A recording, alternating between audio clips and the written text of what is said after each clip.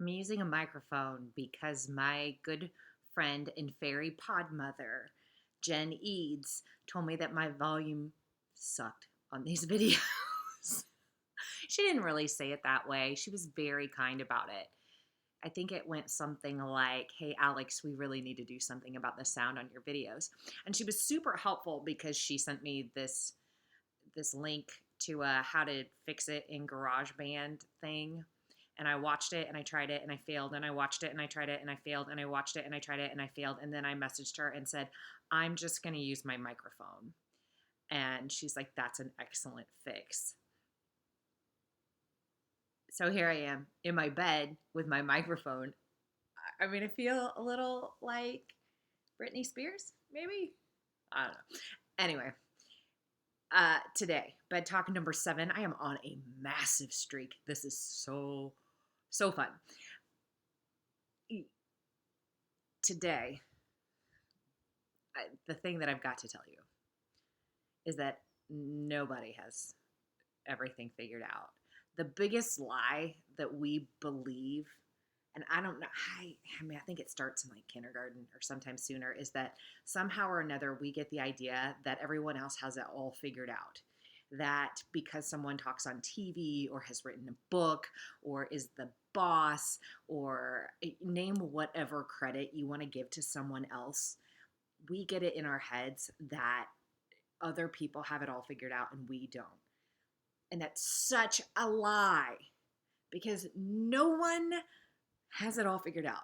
Clearly, I don't have it all figured out because I can't use GarageBand to fix the sound on my movies. And I got frustrated and I stopped, and now I just use a microphone. I found a workaround, which is my nature. Um, but no one has it all figured out. And I'm telling you this today because right now is a time where we need to be helping each other a lot. Helping each other so much more than even what we were doing before. And let me give you an example. I was talking to a woman that I am a mentor for, and she was telling me about in her workplace that there was a person who was struggling with email. And they were struggling with their email and they were struggling to put an attachment in the email. Now, I want you to picture this, right? Where does your mind go? Man, it's 2020. How do you put an attachment in an email? And she says to me, "I got an idea in my mind about who that person was." And she's like, "To be honest, I thought it was probably this, older guy, like somebody who's struggling, oh, technology's so hard," because he was born in a different generation than she was. But it turns out that the person that was struggling to put the attachment in the email was in his 20s.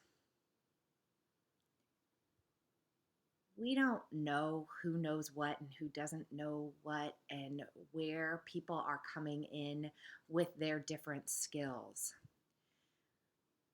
And there's a lot of judgment that gets passed, and there's a lot of inferences and a lot of assumptions, and that's just dumb.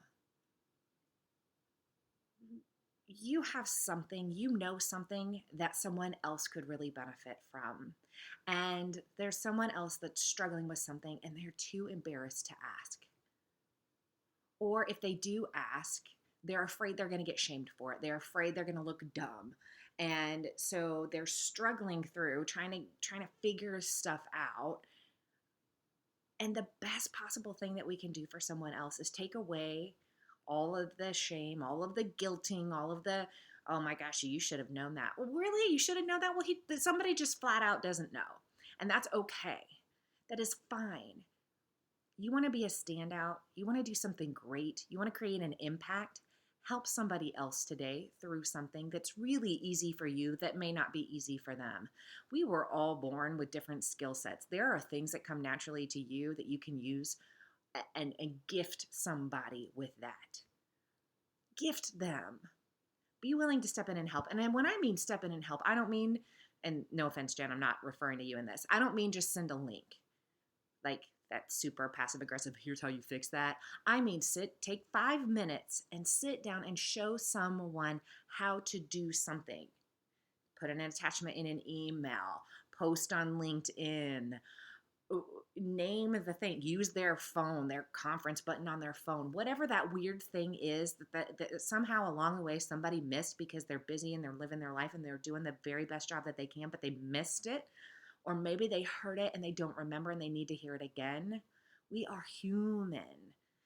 Human, human, human. So my challenge for you today, because I'm going to challenge you in this bed talk, is find a place where you can help teach someone something that you know. I am thinking about all these virtual meetings that we're a part of, and there are people, the spectrum is wide. So if you've got clients, if you've got customers, if you've got employees that are struggling with this, take 5 or 10 minutes and say, you know what, we're going to go through a Zoom call together, and I'm going to show you all the buttons and bells and whistles, and if there's something we don't know, we're going to figure it out together. We're going to Google search it. There is nothing better than having somebody sit down and say, I'm going to show you how to do this.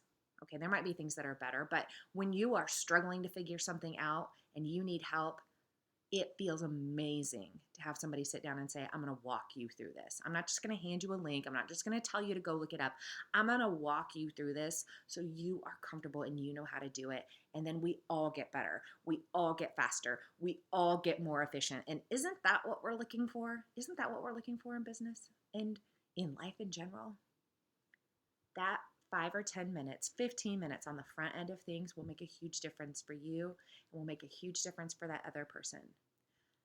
We don't have it all figured out, people. You don't. I don't. Oprah doesn't. Ooh, I said it. Neither does Tony Robbins. Pick your celebrity. Pick your person. They don't have it all figured out either. So, my challenge to you is find a place where you can be helpful to someone today.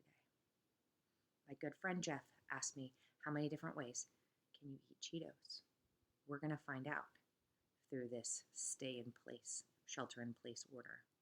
This is a weird goldfish bowl that my daughter made and gave to me when she was like in first grade. It's adorable.